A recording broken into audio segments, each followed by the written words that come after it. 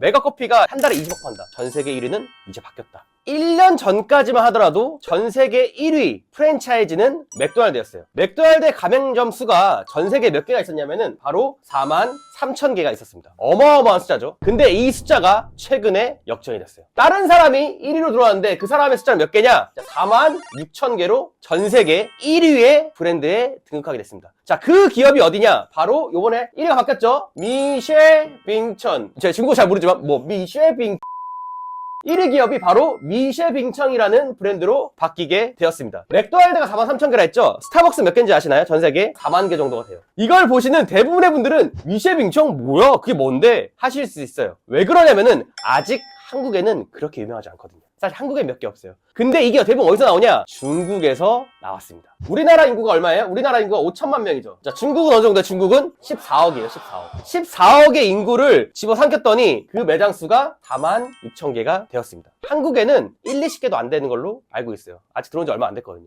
이 브랜드가 어느 정도 대단하냐면은 중국에서 커피, 차 이쪽 시장에서 압도적으로 브랜드 1위예요. 우리나라 기준으로 보면은 우리나라는 메가커피, 컴포즈, 백다방 뭔가 고르게 분포되어 있잖아요. 1, 2, 3등이. 근데 여기는 압도적으로 1위가 미쉐빙천이고 2등이 규모가 10분의 1밖에 안 돼요. 그러니까 사실 2등은 2등이 아니야. 1등이 다 먹고 있는 시장이에요. 그런 브랜드로 보면 되는데 지금 사실 이 46,000개에 대한 개수도 24년도 말 기준이에요. 이게 1년 뒤에 어떻게 됐냐? 1년 뒤에 1년 만에 7,000개로 오픈했어요. 자, 1년 만에 7,000개는 무슨 말이냐면은 우리나라 기준에서 메가커피가 몇 개예요? 메가커피가 3,000개예요. 10년 걸린 이 3,000개가 1년 만에 몇 개가 생겨요? 2개가 생겨. 그러니까 매년 메가커피가 2개씩 생기는 거야. 자, 그 정도로 어마어마한 숫자예요. 어마어마한 숫자. 그래서 현재 기준으로는 53,000개, 25년도 말 기준에는 53,000개가 있다라고 보시면 됩니다. 압도적으로 전 세계 1등 가맹점 수의 브랜드예요.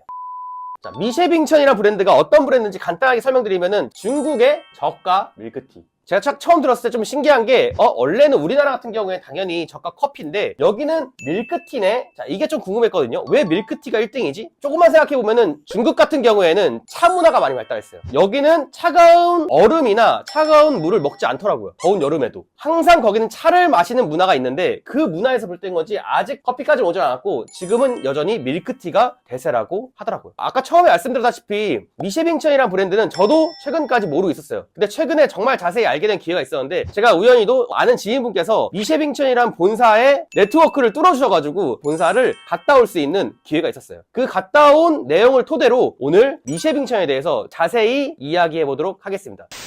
사진하고 영상을 같이 보면서 설명을 좀 드려볼게요. 사진을 보시면은 미쉐빙천 본사 건물이 있는데요. 처음에 보고 뭐야 건물이 생각보다 작네 이랬어요. 근데 그게 아니라 한 동이더라고요. 한 동 중에 하나의 건물로 보시면 되고 이 본사 1층에는 직영점이 있더라고요. 직영점이 되게 크게 열려 있는데 이 미쉐빙천의 직영점에서 한 달에 얼마 파는지 아시나요? 한 달에 20억을 판대요. 제가 잘못 들은 줄 알았어.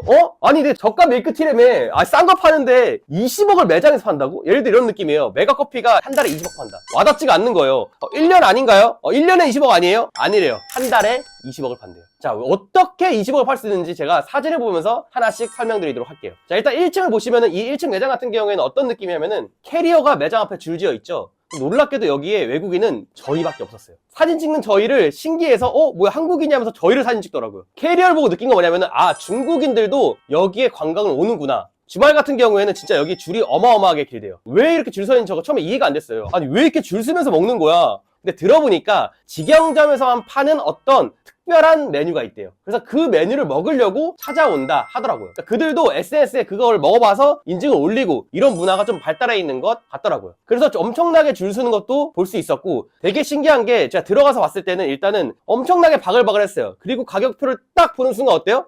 엄청나게 쌌습니다. 밀크티가 대부분 9위안 안쪽에 있어요. 9위안이라고 하면 어느 정도냐면은 대충 1위안에 210원 정도거든요. 그러니까 200원 정도로 계산했을 때 9위안이면은 1,800원이에요. 밀크티를 1,800원 정도에 팔고 있는데 크기도 엄청 크게 줘요. 조그맣게 주지 않아요. 엄청 크게 주기 때문에 그러니까 이게 압도적인 가성비를 하는 거예요. 중국에서 다른 밀크티 브랜드들이 어떻게 파는지 들어봤더니 다른 밀크티는 4,000원 정도, 그러니까 20위안 정도에 파는데 그거를 8, 9위안에 팔고 있었던 거예요. 그러니까 절반 가격에 팔고 있었던 거죠. 그래서 엄청나게 인기가 많은 브랜드가 된 건데 그 중에서도 제일 인기 있는 메뉴가 뭐냐면은 5위안짜리의 레몬수였어요. 좀 특이하죠? 1,000원 정도로 엄청나게 큰 레몬수 하나를 먹을 수 있는 거, 이게 강점으로 다가오는 것 같더라고요.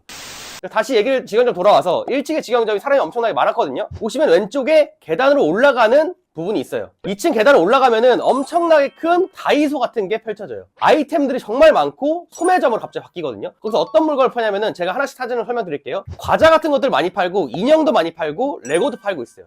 완전 차별점은 뭐냐면은 이 핵심적인 IP, 이 IP로 자기만의 PB 상품으로 이걸 가득 채웠다는 거예요. 여기서 나오는 매출이 사실 밑에 1층의 시그니보다 훨씬 높고, 그래서 20억이 나올 수 있다 하더라고요. 그래서 좀 납득이 됐어요. 아, IP를 이용한 물건을 팔아서 20억이 나온 거구나를 그때 이해할 수 있었어요. 자, 이게 PB 상품을 어떻게 만들어줄 수 있냐면은 사실 이 핵심적인 IP에 대해서 이야기를 들어보셔야 돼요. 자, 무슨 말이냐면은 미쉐빙천이 이렇게 53,000개까지 클 수 있었던 가장 핵심적인 첫 번째 이유가 뭐냐면은 귀엽고 깜찍한 캐릭터 하나 때문이에요. 자, 이 캐릭터 어떤 거냐면은 바로 1층에 본사를 들어가자마자 캐릭터 3개가 있는데, 간단히 설명드리면은 첫 번째 가운데에 있는 게 스노우킹이에요. 일명 설왕이라는 캐릭터인데, 이 캐릭터가 보이다시피 눈사람 모양으로 되어 있고 어떤 지팡이를 하나 딱 들고 있죠. 그래서 되게 귀여운 깜찍한 캐릭터가 상징적인 IP예요. 그래서 이 IP로 모든 과자 하나부터 인형까지 전부 다 이 IP로 도배를 해버린 거예요. 그래서 그게 귀여워가지고 사람들은 많이 구매를 하는 거죠. 자, 그리고 보시면은 사진에서 오른쪽에 보이는 이 사람은 커피 브랜드의 IP인 캐릭터고요. 왼쪽에 보면 DK라고 되어 있는 데 있죠. 원료 회사의 이름이에요. 그래서 원료 회사조차도 캐릭터를 만들었다라고 보시면 될 것 같아요. 여기서 간단히 숫자 설명드리면은 5,000개 정도가 전 세계에 있고 48,000개가 중국 국내에 포진해 있습니다. 25년도 말 기준이에요. 자, 근데 커피 브랜드를 그냥 딱 만들었어요. 커피 브랜드를 딱 만드니까 어때요? 가닥이 있어서 그런지 만들자마자 5,000개 정도 깔려있는 걸로 알고 있어요. 더 놀라운 거 뭔지 아세요? 여기서 생맥주 브랜드를 하나 만들었어요. 우리나라로 치면 역전 할머니. 그것도 갔다 왔거든요. 시음도 다 해보고 했는데, 자, 그거를 생맥주 한번 해볼까? 갑자기 생맥주 해봤는데 그게 몇 개예요? 1,000개를 깔았어요. 얼마 안 됐는데. 만들지 얼마 안 됐는데 바로 역전 할머니가 하나 생겨버렸죠.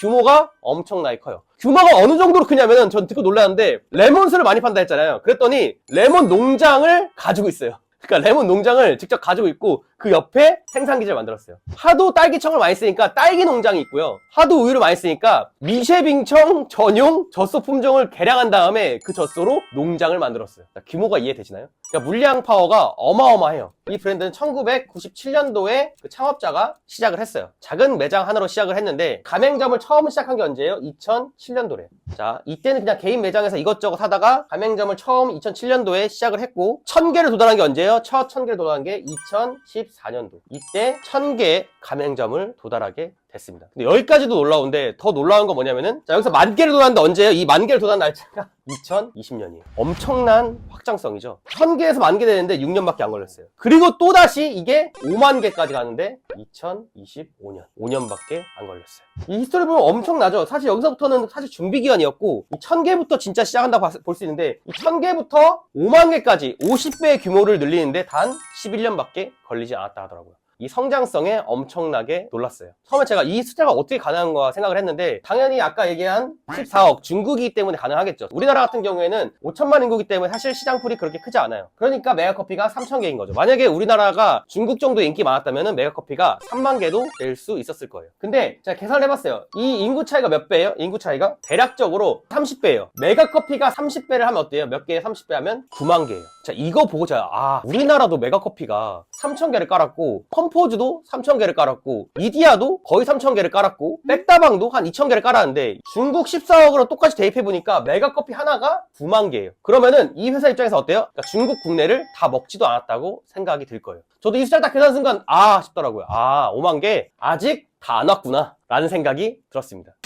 궁금해서 봤는데, 매장 수 기준 1등이 맞는데 사실은 매출 규모에서 1등이니까 그건 역시 아니더라고요. 왜냐면은 팔리는 것도 저가를 팔죠. 그러니까 아무리 매장 수가 많아도 매출 규모로 했을 때는 사실 이 스타벅스하고 맥도날드가 압도적으로 더 크긴 해요. 자, 이익을 간단히 조사했는데 대략적으로만 알고 계세요? 1주 정도라고 했을 때 맥도날드가 13주 정도 되더라고요. 그러니까 이익 규모로 찼을 때는 사실 매장 수는 이겼지만 이익은 맥도날드가 13배 더 많이 번다, 이렇게 보시면 될 것 같아요. 물론 맥도날드가 부동산 기업이나 이런 것도 있지만 그런 거 논외로 할게요. 일단은 그냥 이익만 딱 봤을 때 이 정도로 그냥 13배 정도 차이가 난다. 근데 확실히 유의미한 변화는 뭐냐? 매장 수 기준 전 세계 1위는 이제 바뀌었다. 중국이 들어왔다. 중국이 1등으로 들어선 이 순간이 저는 뭔가 되게 의미 있는 순간인 것 같아요. 과연 이 브랜드가 어디까지 성장할 수 있는지, 중국 내수가 대체 얼마나 크고 이 기업이 얼마나 대단하게 갈 수 있는지는 좀 더 지켜보면 재밌을 것 같습니다. 제가 갔다 온 이 중국 3박 4일 미쉐빙천 본사에 대한 기업 탐방에 대해서 궁금하신 분이 있으면은 이메일 주소 댓글로 남겨주세요. 그러면 제가 그 지인분께 그 이메일 주소를 전달해 드리도록 하겠습니다. 감사합니다.